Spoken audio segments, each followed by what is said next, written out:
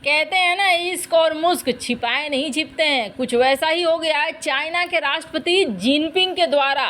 Jinping भाषण देने के लिए चढ़े और भाषण में कर दी बहुत बड़ी गलती। आखिरकार सच बता दिया। जानेंगे जिनपिंग ने ऐसा क्या किया है। तो वहीं दूसरी तरफ चाइना के बाद अब पाकिस्तान ने मांगे हैं अमेरिका से $100 मिलियन।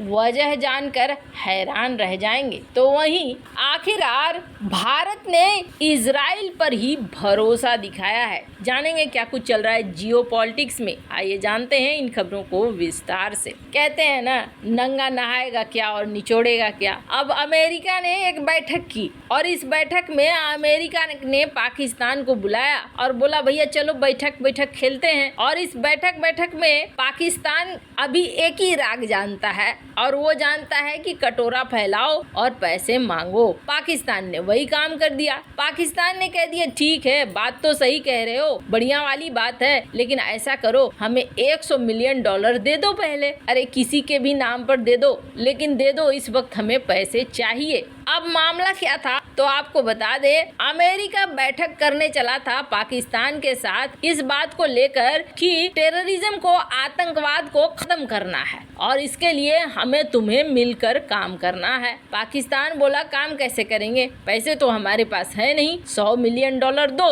तो काम करेंगे। बात भी सही है, भूखे पेट भजन न होइए गोपाला। सेना को खाना देने के लिए तो पैसे है नहीं, काउंटर टेररिज्म की क्या बात है। कहीं न कहीं पाकिस्तान ने जो $100 मिलियन मांगा है, अब उसके लिए अमेरिका को सोचना पड़ेगा। इसलिए सोचना पड़ेगा कि इस वक्त पाकिस्तान को अमेरिका चवन्नी देने के फिराक में भी नहीं है, पर मजबूरी है कि बीच बीच में देना पड़ जाता है, ताकि कब चाइना को काउंटर करने के लिए जरूरत पड़ जाए कहना मुश्किल है। खैर, जहां एक तरफ ये सब कुछ हो रहा है तो वहीं दूसरी तरफ चाइना के राष्ट्रपति के मुंह से सच निकल कर सामने आ गया। जैसा कि हमने आपको बताया कि इस वक्त चाइना ने न सिर्फ अपने डिफेंस बजट को बहुत ज़्यादा बढ़ा दिया है, हालांकि डिफेंस बजट घोषणा के बाद चीज़ें निकल कर सामने आ रही है और ये कहा जा रहा है कि पिछली बार जो घोषणा हुई थी वो युआन में हुई थी और इस बार जो घोषणा हुई वो डॉलर में हुई है। और जो वैल्यूएशन निकल कर सामने आ गया है, चूंकि करेंसी सभी की कुछ न कुछ गिरी है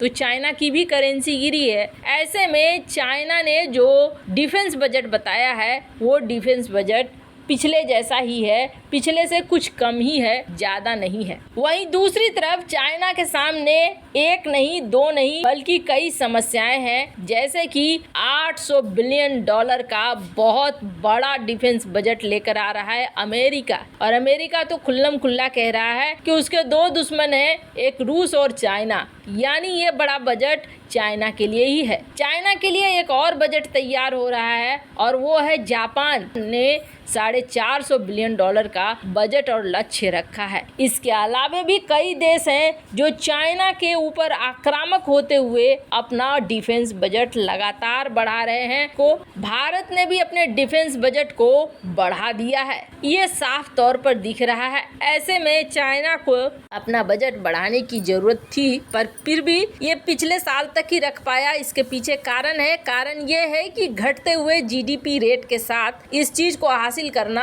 आसान नहीं होगा चाइना के लिए। पर चाइना की राजनीति में एक और बड़ा बदलाव हो रहा है और वो बड़ा बदलाव ये है कि पूरा का पूरा कैबिनेट, पीएम सब कुछ बदले जा रहे हैं। और यहाँ पर चीनी राष्ट्रपति भाषण देने के लिए आए थे और भाषण देते वक्त उन्होंने सबसे बड़ी ऐतिहासिक गलती बोले या खुल्लम खुल्ला जंग का ऐलान कर दिया। आज तक चाइनीज इतिहास में ऐसा नहीं हुआ था जिसमें अमेरिका का नाम सीधे सीधे लिया जा सके, पर यह पहली बार हुआ जब अमेरिका का नाम सीधे सीधे लिया चाइनीज राष्ट्रपति ने। उन्होंने साफ साफ ये बातें कही कि अमेरिका हमारे खिलाफ एक रणनीति बना रहा है और हमें उस रणनीति का ताबड़तोड़ जवाब देना है। उन्होंने कहा पश्चिमी देश जिसका नेतृत्व कर रहा है अमेरिका, इन्होंने हर तरीके के दाव पेच अपनाने शुरू कर दिए हैं हमें दबाने के लिए। हमारा जो विकास है उसे रोकने के लिए ये देश अब आगे बढ़ चुके हैं।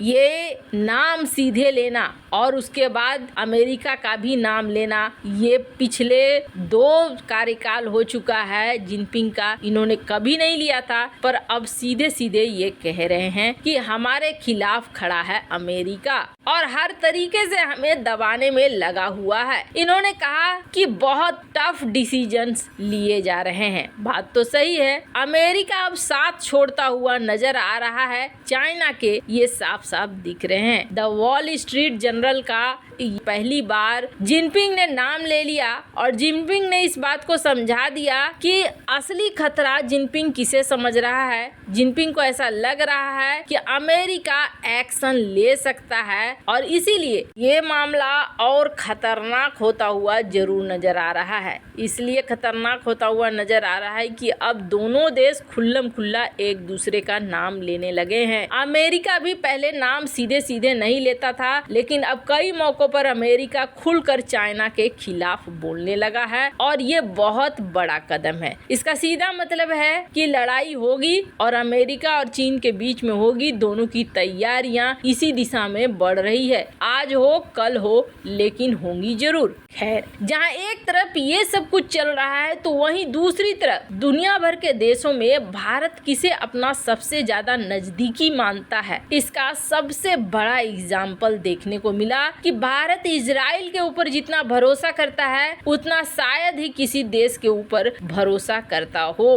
अभी हाइब्रिड वॉर का जमाना है और इस हाइब्रिड वॉर के जमाने में जहां सारी चीजें चलती है, सॉफ्टवेयर से, कंप्यूटर से, ये चीजें बहुत आगे बढ़ गई है, ये सिस्टम हर जगह पहुंच रहा है, तो इस सिस्टम को भेदने की कला भी हर जगह पहुंच रही है। यानी साइबर हमले करने की अब धीरे धीरे एक लक्ष्य बन गया है। सेना में जैसे टुकड़ी होती थी ना, थल सेना, जल सेना, वायु सेना, वैसे ही अब एक टुकड़ी ऐसी भी होने लगी है जो साइबर सेना है, साइबर आर्मी है, जो हमला करके आपके पूरे सिस्टम को बिगाड़ दे। अब इससे बचने के लिए बड़े एडवांस सॉफ्टवेयर की जरूरत, एक ऐसा सॉफ्टवेयर जो इतना एडवांस हो, जो इन तरीके के साइबर अटैक को रोक सके, साथ ही साथ भरोसेमंद हो। ऐसा ना हो कि जो बना रहा है वही हमारे सारी चीजों को चुरा ले। भारत इस एडवांस सॉफ्टवेयर को बनाना चाह रहा था। भारत के research and analysis wing raw ने इस चीज के लिए